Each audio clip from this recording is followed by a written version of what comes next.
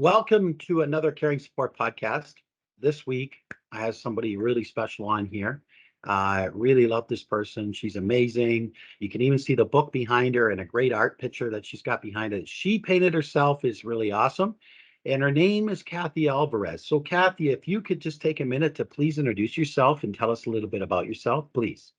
Thanks, James, and thanks for having me. So my name is Cathy Alvarez. I live in the United States in Connecticut. I've been a nurse for over 20 years in a variety of different fields. Started off in progressive care, cardiac nursing.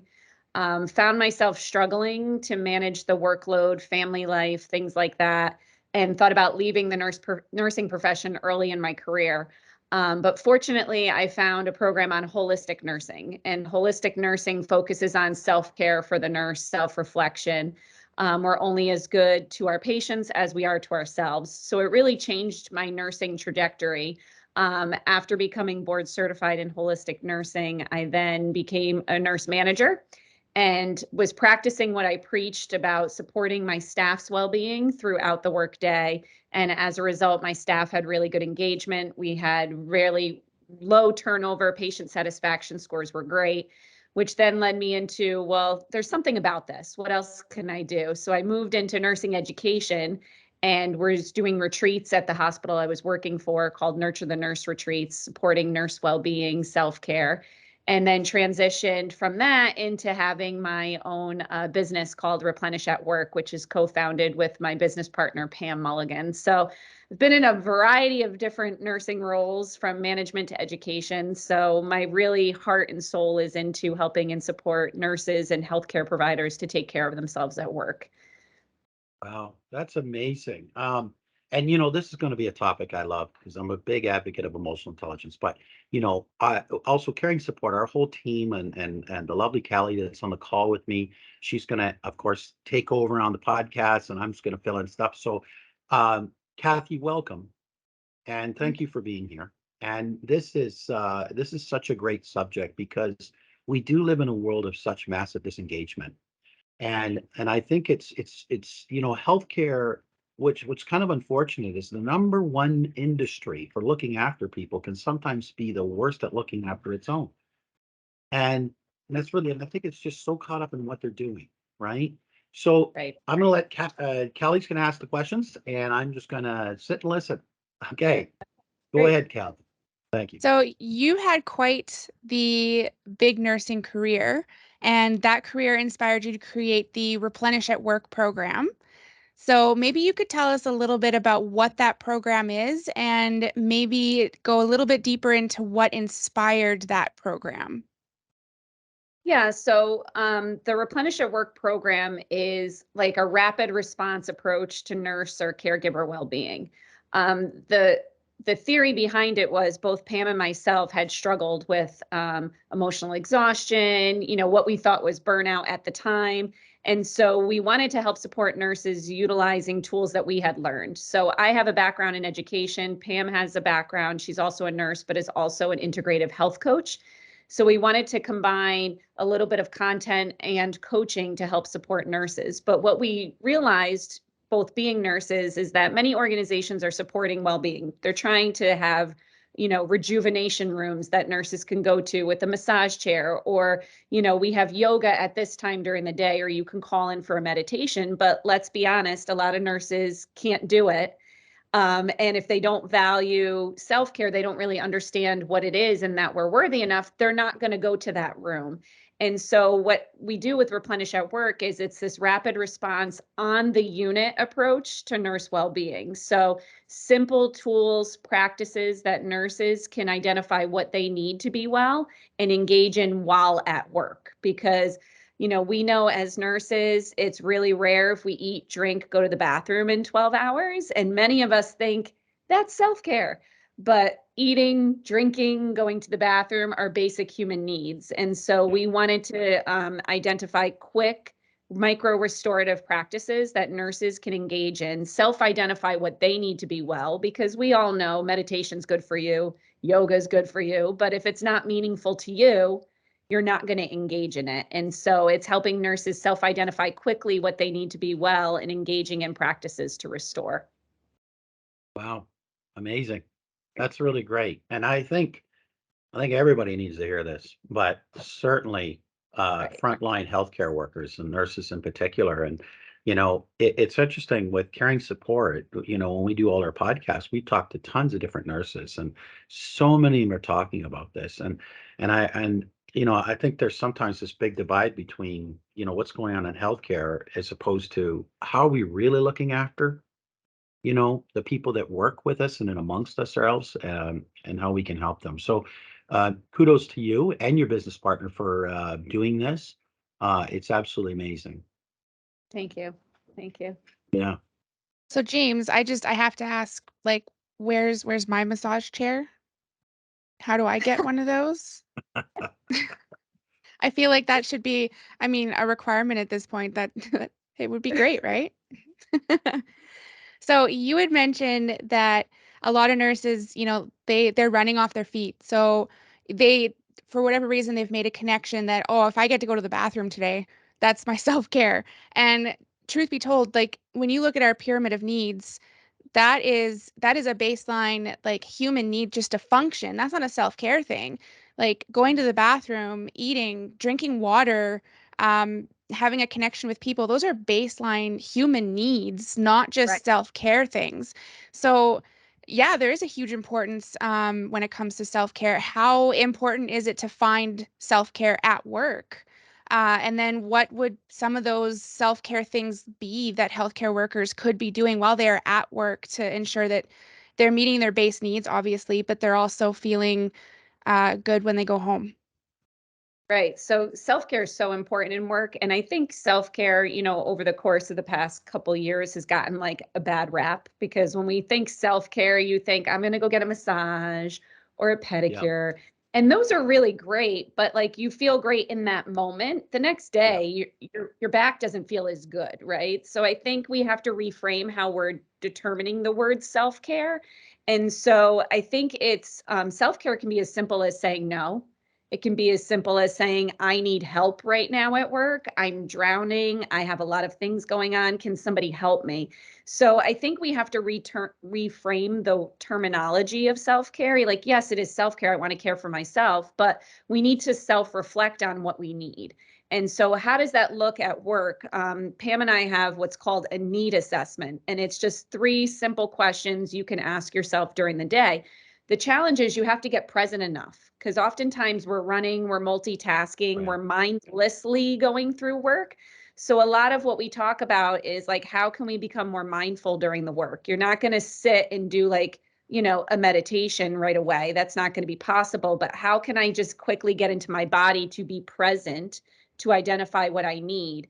And then when I identify what do I need, it's individual and I can go and I can do that. And it could be something as simple as, okay, I realize I need a drink of water, or my back is bothering me. I might need to stretch, or I just had a really difficult encounter. I need to acknowledge with some self compassion that was really difficult. Maybe I need to call somebody or talk to somebody on the unit.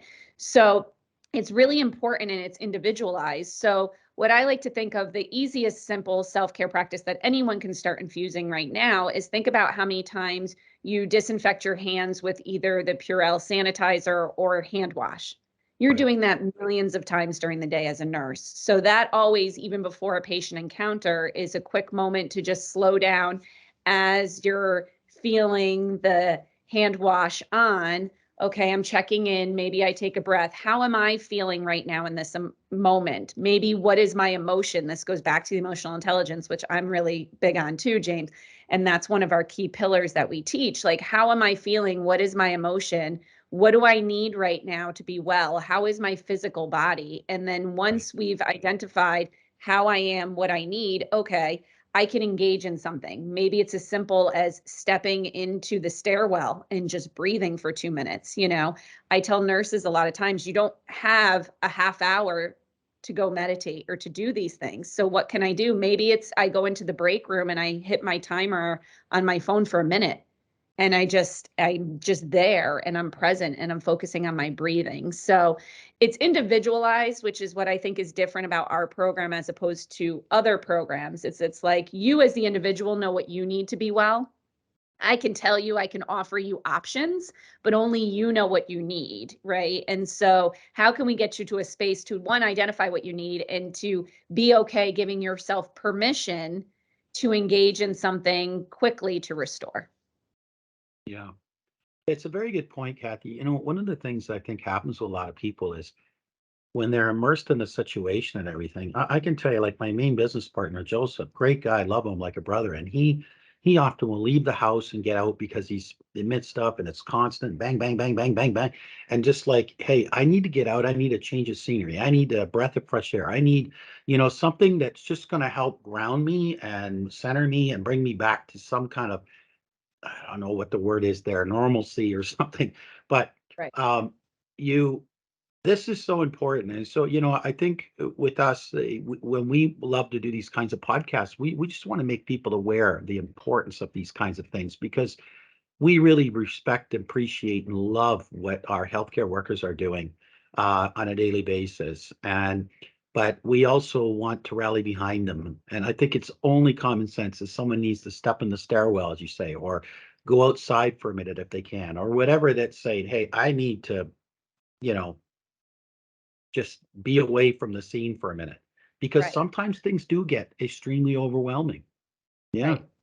Right. And that's why we've kind of termed it a need. And it's an acronym for noticing how you're feeling, evaluating, okay, where am I at, executing a plan.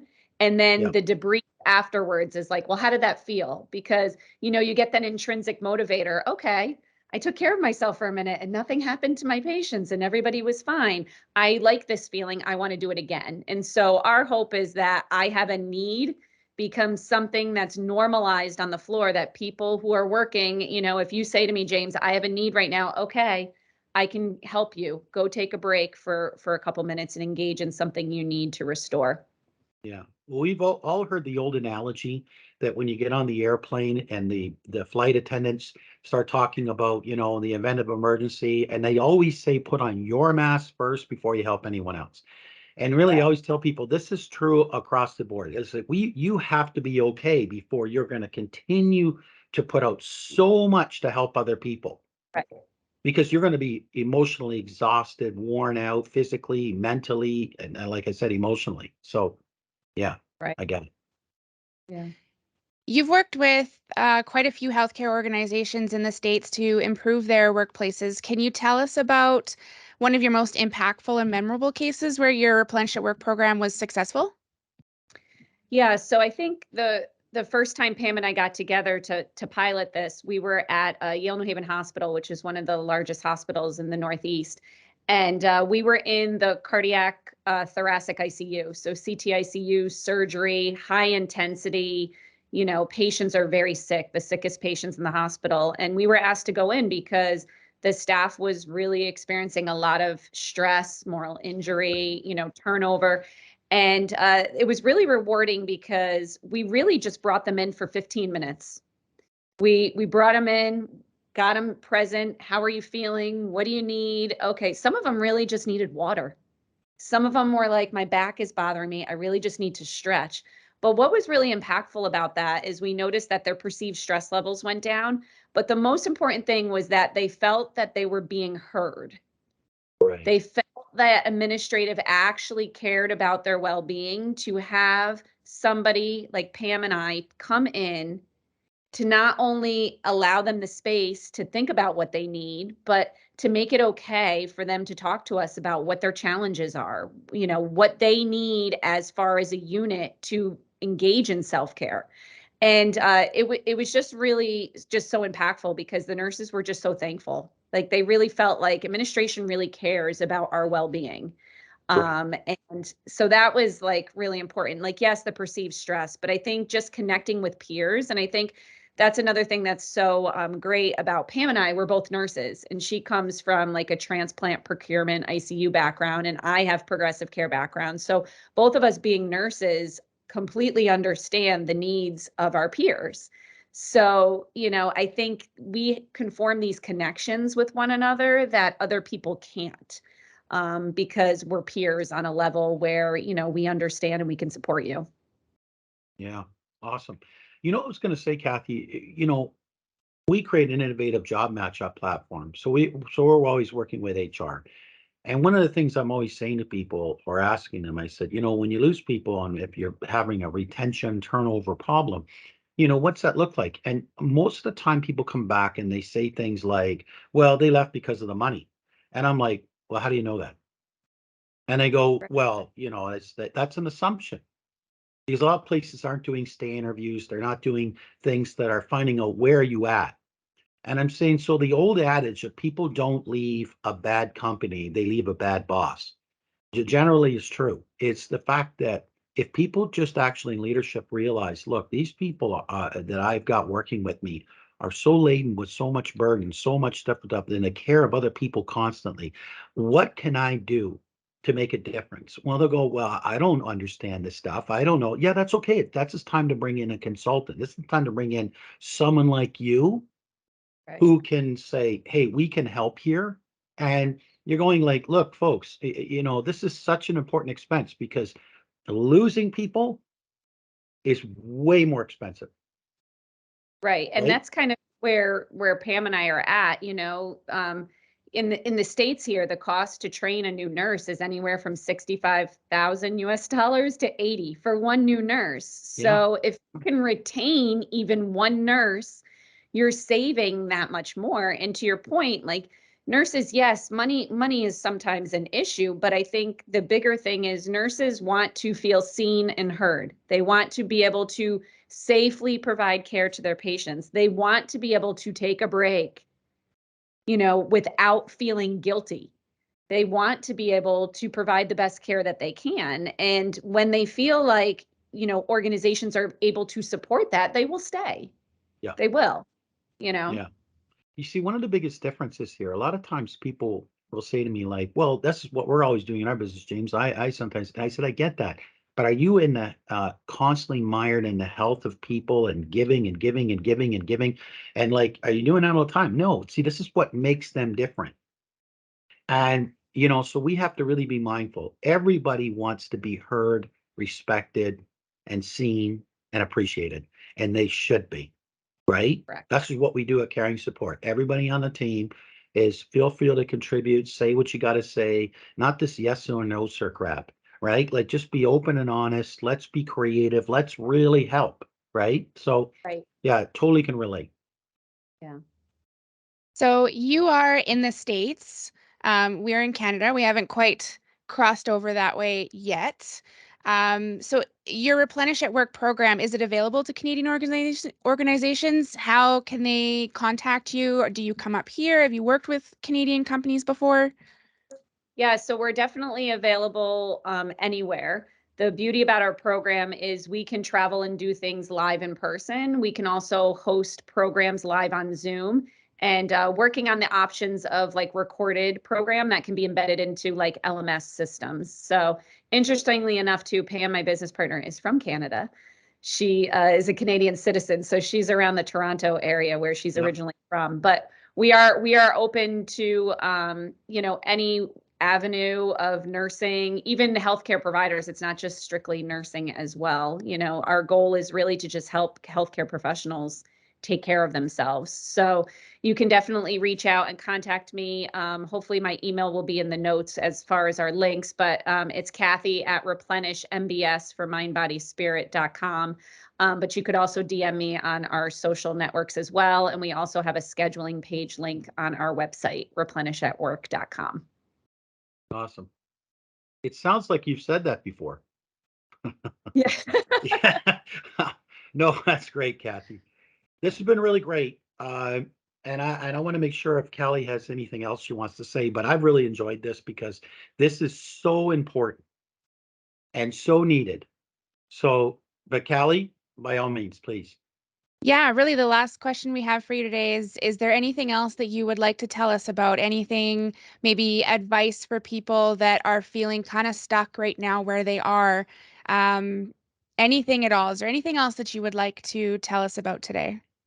Yeah, I think just speaking, to fellow nurses and healthcare providers, I think there's a lot coming out about all of the system changes that are needed.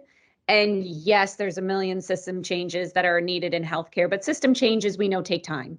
So I think in the meantime, what can we do? I think we need to just realize that we're only as good to our patients, our family members, our coworkers as we are to ourselves. So if you can do one thing today, one thing, to slow down, think about just slowing down, assessing what you need, and engage in something, even if it's for a moment, because you'll definitely feel better. And once you feel better, you get that intrinsic motivation to change and sustain caring for yourself at work. Awesome. Well said. Absolutely. Thank you, Cathy. Really appreciate this. I think Callie always does a great job in our podcast. And I appreciate everybody on our team. But what's really wonderful is when you meet people such as yourself and your business partner who are doing these incredibly beautiful things to help people who need it the most. So thank you. Thank you so much for having me. And thank you for the work that you're doing to improve healthcare. It's really important work.